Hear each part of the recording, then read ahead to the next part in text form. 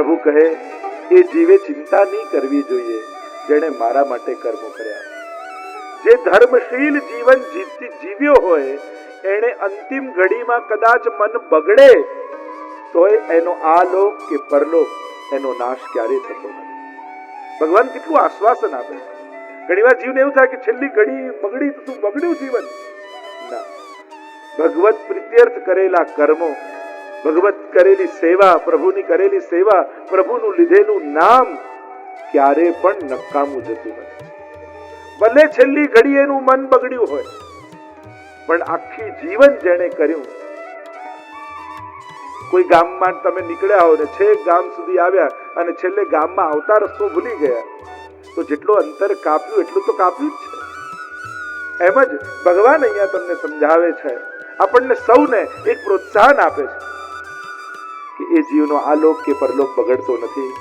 એ જીવાત્મા, એ પુણ્યશાળી આત્મા, એ તો સ્વર્ગ આદિ ઉત્તમ લોકોને પ્રાપ્ત કરે છે પહેલા, અને એ ઉત્તમ લોકોને પ્રાપ્ત કર્યા પછી સુચિનામ શ્રીમતામ ગેહે, કોઈ ધનવાન પુણ્યશાળી આત્માના ઘરે, કોઈ મનુષ્યના ઘરે એનો જન્મ થાય છે. જો ભગવાન પોતાના માટે કરેલા કર્મોને ક્યારે નિષ્ફળ જવા દેતા નથી. તમારું લીધેલું એક વારનું પણ ભગવત નામ નિષ્ફળ જવાનું નથી. ઠાકોરજી એ બધું જ લખે છે પ્રભુના ચોપડામાં. પ્રભુના લીધેલા નામ, એક એક નામ, અને કોઈ પણ ભાવે લીધેલું નામ, ભાઈ કુભાઈ અનખ આલસુ, કોઈ પણ રીતે ભગવત નામ લીધું એ ક્યારે નિષ્ફળ નહીં જાય. અને એટલા માટે તમારી ભક્તિ કદાચ છેલ્લી ઘડીએ તમારું મન ભટક્યું પણ ખરા, પણ પ્રભુ તમારી અન્યથા ગતિ નહીં કરે. એમ ઠાકોરજીના પોતાના વચન, આ બીજું કોઈ નથી કહી રહ્યું, સ્વયં પ્રભુ કહી રહ્યા છે કે એને તો ઉત્તમ લોકો, આ લોક અને પરલોક સર્વની પ્રાપ્તિ થાય, ઉત્તમ સ્વર્ગ આદિ લોકોમાં એને પ્રાપ્તિ થાય. અને પાછો જ્યારે જન્મ લેવાનો વારો આવે ત્યારે કોઈ પુણ્યશાળી જીવના ઘરે, એ ધનિક શ્રીમાનના ઘરે એનો જન્મ થાય છે. જ્યાં પ્રભુની ભક્તિ થતી હોય એવાના ઘરે એનો જન્મ થાય. આમ કહેતા અનેક ઉત્તમ વાતો પ્રભુએ સમજાવી. અને આગળ 47મા શ્લોકમાં, છેલ્લા શ્લોકમાં અધ્યાયના પ્રભુ કહે, જે મને ભજનારો યોગી છે એ મને સર્વથી શ્રેષ્ઠ માન્ય છે, એ મને અતિશય પ્રિય છે. કારણ કે અનેક પ્રકારના યોગો દુનિયામાં છે, અનેક પ્રકારના સત્કર્મો છે, પણ એ બધા કરતા કરતા જે મને ભજે છે, જે મારામાં મન રાખે છે, જે મને સ્નેહ કરે છે, એ સર્વોપરી છે. એ ભક્તને હું આધીન થાઉં, એમ ભગવાન ભાગવતમાં કહે છે, અહમ ભક્ત પરાધીનો. અને એમ કહેતા 6થા અધ્યાયને આપણે વિરામ આપીએ. હજારો મનુષ્યોમાંથી કોઈ એક મને પામવા માટે પ્રયત્ન કરે છે. જો ભગવત પ્રેમ જાગવો એ પણ સાધારણ નથી. 3 વસ્તુને શાસ્ત્રોએ દુર્લભ કહી છે. દુર્લભમ ત્રેમૈ વેદ દેવાનુગ્રહ હેતુકમ મનુષ્યત્વમ મુમુક્ષુત્વમ મહાપુરુષ સંશય. શંકરાચાર્યજી આ 3 વસ્તુને દુર્લભ કહે છે કે આ જન સામાન્ય વિચાર આવતો નથી અને પામતો નથી. આ 3 વસ્તુ દુર્લભ છે. પહેલા કહું મનુષ્યત્વ, મનુષ્યત્વ દુર્લભ છે. બીજું મુમુક્ષુત્વ, માણસ થયા પછી મુક્તિની, ભગવત પ્રાપ્તિની ઈચ્છા દુર્લભ છે. દરેકના મનમાં મુક્તિની ઈચ્છા નથી જાગતી. સાધારણ જીવો તો સંસાર આસક્ત રહે છે. ભગવાનની સેવા કરું, ભગવાનને પ્રેમ કરું, ભગવત ગુણગાન કરું, ભગવત કથા સાંભળું, આ ઈચ્છા પણ હજારોમાં કોઈ એકને થાય છે. આ પણ પ્રભુ પ્રદત્ત છે. પ્રભુ કૃપા કરે ને એને ભગવાનમાં પ્રેમ થાય. આ પણ સાધારણને થતો નથી. આ કોઈ પ્રયત્નથી થાય એવું નથી, આ તો એના પ્રસાદથી થાય એવું છે. પ્રભુ જ્યારે પોતાનો કરીને કોઈને ગણે ત્યારે એને ભગવાનમાં પ્રેમ જાગૃત થાય. એટલે એ પણ ભાગ્યશાળી છે જેને ભગવાનમાં પ્રેમ છે. હજારોમાં કોઈ એકને મારામાં સ્નેહ થાય છે, મારા માટે પ્રયત્ન કરે છે, અને એમાં પણ કોઈ એક મારા પરાયણ થઈ મને તત્વથી જાણે છે. ભગવત પ્રેમ થવો અને ભગવતનું સ્વરૂપનું જ્ઞાન થવું, આ બંનેમાં ફરક છે. હજારોમાં કોઈ એક મને ભજનારો થાય અને એમાં પણ કોઈ એક જ મારા સ્વરૂપને જાણનારો થાય. ભગવત સ્વરૂપનું જ્ઞાન થવું એ સાધારણ નથી. રૂપનું જ્ઞાન થઈ જાય પણ સ્વરૂપ, મેં કાલે પણ કહ્યું 3 વાત કહી હતી, મહાત્મ જ્ઞાન, સ્વરૂપ જ્ઞાન અને તત્વ જ્ઞાન.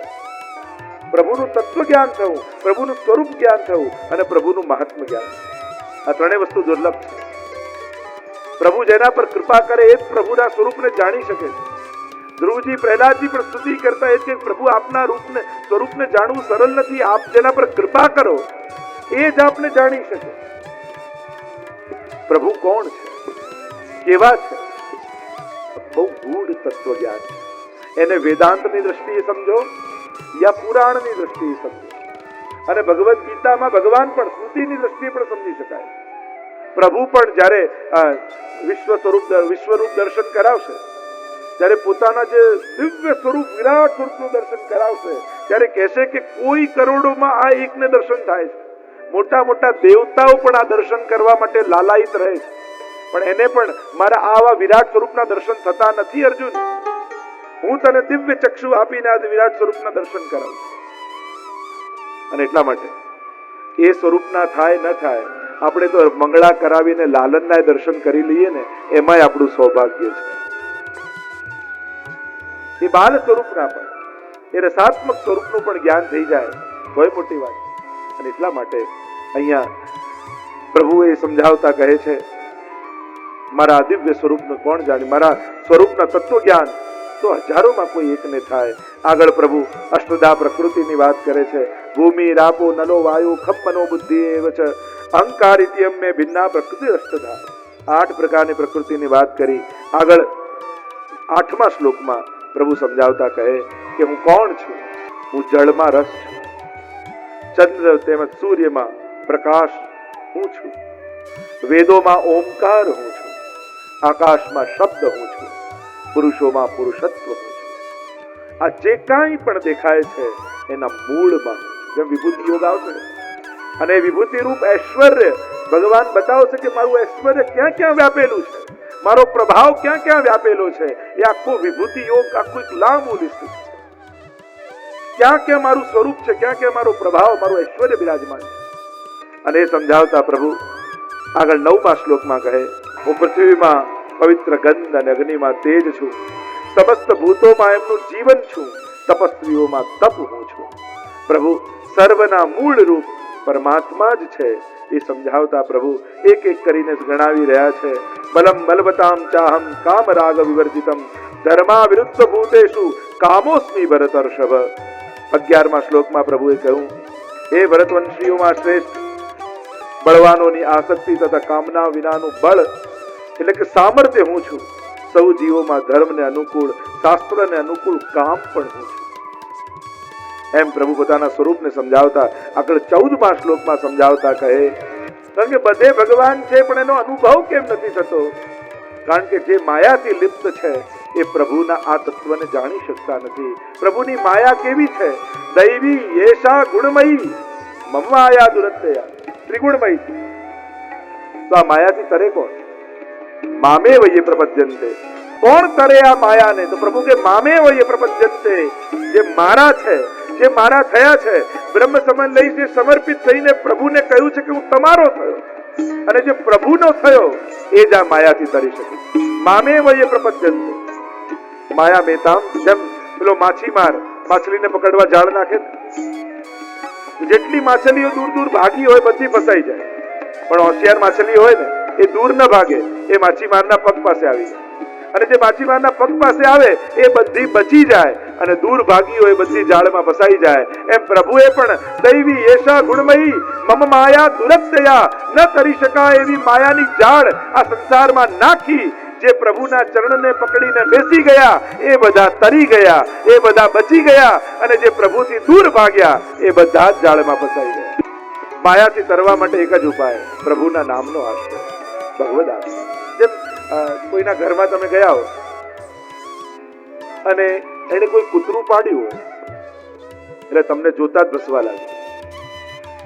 હવે તમે આવ્યા છો એને મળવા માટે, ને કૂતરું ફરતું હોય એટલે તમને જોઈને ભસવા લાગે, એટલે તમે દરવાજે ઉભા શું કરો? ખોલતા પહેલા જેના ઘરે ગયા હોય એના નામની બૂમ પાડો ને, એ ભાઈ આવજો. અને જ્યાં એના નામની બૂમ પાડો એટલે એને ખબર પડે કે આ કૂતરું બહાર છે ને અંદર નથી આવતા, એટલે પેલા બૂમ પાડે ટોમી, એટલે પેલું દોડતું દોડતું માલિકના પગ પાસે અંદર બેસી જાય અને તમે અંદર પ્રવેશ કરી જાઓ. એમ જ પ્રભુને મળવા એની તરફ તમે ગયા, પણ પ્રભુએ જ્યાં માયારૂપી કૂતરું છોડ્યું હતું, તમને બીક લાગી કે કેમ મળી શકાશે એને, અને પ્રભુના નામનો પુકાર કર્યો કે હે પ્રભુ, એટલે પ્રભુ પણ કે માયા. માયા દોડતી દોડતી પ્રભુ પાસે બેસી જાય અને તમને અંદર પ્રવેશ મળી. એક પ્રભુના નામનો આશ્રય કરવાથી, પ્રભુના નામનો પુકાર કરવાથી માયા મેતામ તરંતી તે, એ માયાને તરી જાય છે એમ પ્રભુ કહે. બાકી આ તો દુરત્યયા છે, કરવું બહુ અઘરું છે, આને પાર ન ઉતરાય. આ મોહ મદ અહંકાર એવા છે ને કે ક્યારે કયા કપડા પહેરીને સામે આવી જાય ખબર ન પડે, ઓળખી ન શકાય. આપણને કોઈ અહંકાર નહીં, એ વાતનો અહંકાર આવી જાય. આપણને એમ કોઈ ઈગો નહીં, એ વાતનો ઈગો આવી જાય. આ તો કયા કપડા પહેરીને સામે આવે ઓળખી ન શકાય. આને તરવું બહુ અઘરું છે. પણ એક ભગવદ આશ્રય માયા મામેવ, જે મારું છે. એટલે તો બ્રહ્મ સંબંધ સમય આપણે શું કરીએ છીએ, પંચાક્ષરમાં એ જ બોલીએ, હે કૃષ્ણ હું તારો છું, હું તારો છું, અને જે મારો થાય એને હું એને પાર કરું છું.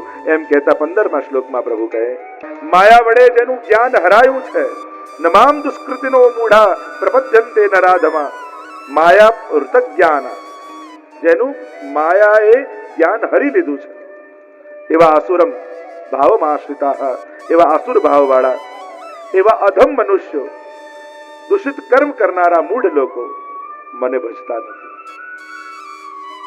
જેનું માયાએ જ્ઞાન હરી લીધું છે, જેને સમજણ, જેના જીવનમાં વિવેક જતું રહ્યું છે, શું કરાય શું ન કરાય, કેમ મનુષ્યનું કલ્યાણ થાય, જે કેવલ વિષયો ભોગવવા અને સંસાર ચલાવવામાં જ પડ્યા છે, એમને ભગવાન યાદ આવતા નથી. પ્રભુ કે મને ભજતા નથી, કારણ કે એનું જ્ઞાન માયાએ હરી લીધું છે, અપહૃત કરી લીધું છે, અને એટલા માટે એ જીવનનો વિવેક ગુમાવી બેઠા છે. એને ભગવાન દેખાતા નથી, સમજાતા નથી, અનુભવાતા નથી, અને એને ભગવાનની જરૂર લાગતી નથી. ઘણા કે ભગવાન હોય તો દેખાય નહીં. અરે થોડું થોડું કરીને જે આગળ આગળ દેખાય એ માણસ, પણ જે બધું જ કર્યા પછી ક્યાંય ન દેખાય એ જ તો ભગવાન છે. દેખાવાની વૃત્તિ તો માણસની હોય, જે બધું જ કરે પણ ક્યાંય દેખાય, જે બધાને મદદ કરે પણ ક્યારેય કોઈને આવીને કહે નહીં કે મેં આપ્યું છે, એ જ તો ભગવાન છે. સુદામાને બધું જ આપે પણ પ્રભુ કહે નહીં કે મેં તને આપ્યું, હું તને આપી રહ્યો છું. આ તો એની ભગવત્તા છે. એ મને ભજતા નથી. મને ભજનારા 4 પ્રકારના ભક્તો છે એમ કહેતા પ્રભુ આગળ 16મા શ્લોકમાં કહે, મને ભજનારા 4 પ્રકારના ભક્તો. હે અર્જુન, 4 પ્રકારના ભક્તો છે.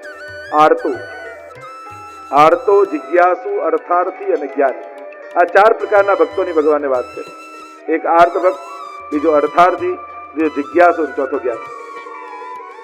પહેલો છે આર્ત, જે દુઃખ દૂર કરવા માટે મારી પાસે આવે. પ્રભુ એને પણ ભક્ત જ કહે છે. પ્રભુ એના માટે મનમાં જરા પણ નૂન્ય ભાવ લાવતા નથી.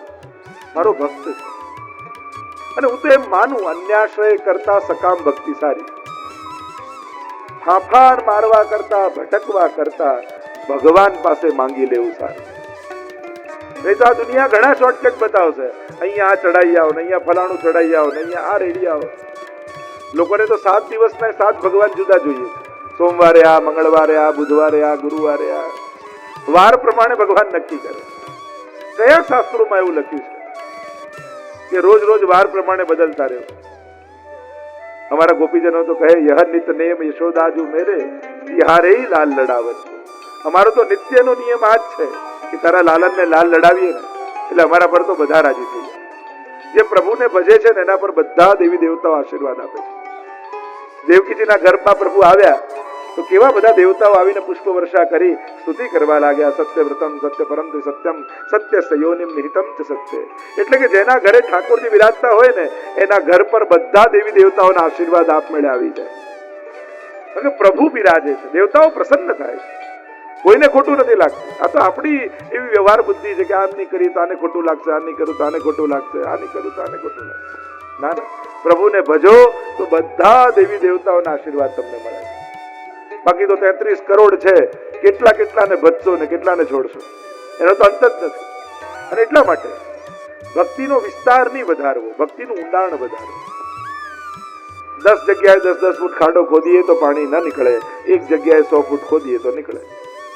વિસ્તાર ન વધારો, આય કરું, પેલું કરું, ફલાણું કરું, આય કરું. પુષ્ટિ માર્ગના પણ લોકો પેલા ઠાકોર પધરાવો કે પેલા અંદર ગિરિરાજજી બિરાજે તો ગિરિરાજજી લાવો તો ગિરિરાજજી પધરાવો, પેલા અંદર લાલન છે, મારે લાલન છે, લાલન પધરાવો, પછી કે યમુનાજી અને ત્યાં છે, જ્યાં જ્યાં જોઈને આવે ને પધરાવતા જાય. અને પછી કે હવે મંદિર નાનું પડે છે, નાનું જ પડે ને. અરે શ્રીનાથજીમાં તમને ગિરિરાજજી નથી દેખાતા? વચ્ચે એક આવેલો કે મારે ગિરિરાજ, મેં તમને શ્રીનાથજીની કચરામાં ગિરિરાજજી નથી દેખાતી? તું શ્રીનાથજીની સેવા કરે છે તો ગિરિરાજજીની સેવા આવી જ જાય. એમના ચરણમાં યમુનાજી નથી દેખાતા? એમના મુખારવિંદમાં મહાપ્રભુજી નથી દેખાતા? બધા સ્વરૂપો એમની અંદર બિરાજેલા જ છે. એટલે વિસ્તાર ન વધારો, ઊંડાણ વધારો. એવો પ્રેમ કરો કે બધા એનામાં દેખાય. મહાપ્રભુનો ઉત્સવ હોય ત્યારે આપણા લાલનનું મુખારવિંદ મહાપ્રભુજી જેવું દેખાવું જોઈએ. યમુનાજીનો ઉત્સવ હોય ત્યારે આપણા ઠાકોરજી એમ લાગે જાણે કમલની છડી લઈને યમુનાજી ઠાડા ન હોય. પ્રેમ વધારશો ને તો બધા સ્વરૂપોનો અનુભવ તમને તમારા સેવ્યમાં થશે. પણ બાકી વિસ્તાર વધારવા જશો તો ક્યારે અંત જ નહીં આવે. એવી આસક્તિપૂર્વક સેવા કરો કે સર્વ સ્વરૂપોનો અનુભવ તમને તમારા પ્રભુ કરાવવા લાગે. આર્ત ભક્ત દુઃખ આવે ને જીવનમાં પ્રભુના શરણે આવે તો કે જીવ ક્યાં જાય? એટલે આપણે ત્યાં તો કહ્યું ને, ઉત્તરાને જયારે બ્રહ્માસ્ત્ર છોડ્યું અશ્વત્થામાએ, કરોડો સૂર્યો જાણે બાળતા હોય એમ કરોડો સૂર્યો બાળવા આવ્યા હોય અને ગર્ભ બળવા લાગ્યો એમ લાગ્યું. ઉત્તરાને સંસ્કાર છે દ્રૌપદી. કારણ કે જયારે ઉત્તરા પરણીને આવી ને ત્યારે દ્રૌપદીને પૂછ્યું કે બેટા તું પહેલી વાર સાસરે આવે છે તો પહેલા પગે કોને લાગી? ત્યારે એમણે કહ્યું કે જે ઘરમાં મોટું હોય એને પગે લાગી. બેટા બતાવો આપણા ઘરમાં મોટું કોણ? ત્યારે ઉત્તરાએ કહ્યું કે યુધિષ્ઠિરજી મોટા છે, ભીમ મોટા છે, કુંતાજી મોટા છે, ભીષ્મજી મોટા છે. અને ત્યારે દ્રૌપદીએ કહ્યું આ કહેવાતા મોટાઓને બધાને મેં જોઈ લીધા છે. જ્યારે યુદ્ધ ક્રીડા સમયે મારા ચીર ખેંચાતા હતા ત્યારે આ બધા મોટાઓના પગ મેં પકડ્યા હતા અને બધા મસ્તક નમાવીને નીચે બેસી ગયા હતા. બેટા વિપત્તિ આવે તો કોઈ લૌકિકનો આશ્રય ન કરતી, ભગવાનને પુકાર કરજે. બચાવનારો આ દુનિયામાં એ જ, તો સંસારી લોકો પાસે ન જતા. કે તમારું દુઃખ કહેશો, આપણે આપણું દુઃખ કહી દુનિયામાં એક દુઃખી વધારીએ છીએ. અને તમે કોઈને દુઃખ કહો કે મને આ તકલીફ છે તો એ શું કે તમારું દુઃખ સાંભળીને મને બહુ દુઃખ થયું. તો દુનિયામાં એક દુઃખી વધ્યો. બીજું તો શું થયું? એક દુઃખી વધ્યો. જવું હોય તો ભગવાનના શરણે જવું અને માંગવાની ને કહેવાની જરૂર નથી. કારણ કે ભગવાન બધું જ જોઈ શકે છે, પોતાના ભક્તની આંખમાં આંસુ નથી જોઈ શકતો. એ તો ભગવાન માટે પણ અસહनीय થઈ જાય. प्रभु सब कुछ देख सकते हैं, भक्त की आंख में आंसू नहीं देख पाते. आर्त भक्त. बीजो से अर्थार्थी भक्त. कोई वस्तु की कामना के लिए जो भगवान की शरण में जाए वह अर्थार्थी है. उसके मन में कुछ कामना है, मारे आ જોઈએ, મારે આ મેળવવું છે, મારે આ પ્રાપ્ત કરવું છે. અને હા, જો માંગવું પણ જીવે ક્યાં? અસમર્થ પાસે માંગીએ તો ક્યાંથી આપી શકવાનું? પણ મહાપ્રભુજી કહે મહાન પાસે તુચ્છ માંગવું એ પણ મૂર્ખતા છે. જે ઈશ્વર આપવા સમર્થ હોય એ ગુરુ પાસે જઈને લૌકિક માંગો અને કોશિશ કરજો અત્યારના સમયમાં અલૌકિક વ્યક્તિઓ, અલૌકિક સ્થાન, અલૌકિક મંદિરો, અલૌકિક સ્વરૂપો પાસે જઈ બને તો લૌકિક વાત ઓછી કરો. કારણ કે ત્યારે ત્યાં સંસાર પ્રગટ કરી દઈએ છીએ આપણે. એ વાત અલૌકિક સ્થાનોને લૌકિક આપણા વિચારોથી બનાવી દઈએ. બને તો ત્યાં લૌકિક વાતો ઓછી કરો, અલૌકિક સ્થાનો. કારણ કે ત્યાં ભગવાનનું રાજ્ય છે, ત્યાં માયા માટે જગ્યા નથી. ત્યાં સંસાર ઉભો ન કરો. ચપ્પલ કાઢો ને. લોકો મંદિરમાં દર્શન કરવા ગયો ત્યારે બારણું બોલ્યું પગરખા નહીં અભરખા કાઢો. કારણ કે પગરખા તો કાઢીએ પણ કેટલા અભરખાઓ લઈને ઠાકોરજી પાસે જઈએ. અર્થાત ભગવાન તો એને ભક્ત કહે છે, કારણ કે સર્વ સમર્થ પરમાત્મા છે. એની આગળ જાય તો ભગવાન સર્વ ઈચ્છાઓને પૂરી કરે છે. પણ ઈચ્છાઓ એવી કરજો કે ભગવાનને તમારી ઈચ્છા પૂરી કરવાની તત્પરતા થાય. ત્રીજો જિજ્ઞાસુ, ભગવાનને જાણવાની ઈચ્છા વાળો. અને ચોથો જ્ઞાની, પ્રભુના સ્વરૂપને જાણે છે અને પ્રભુને ભજવા માટે ભગવાન પાસે જાય છે.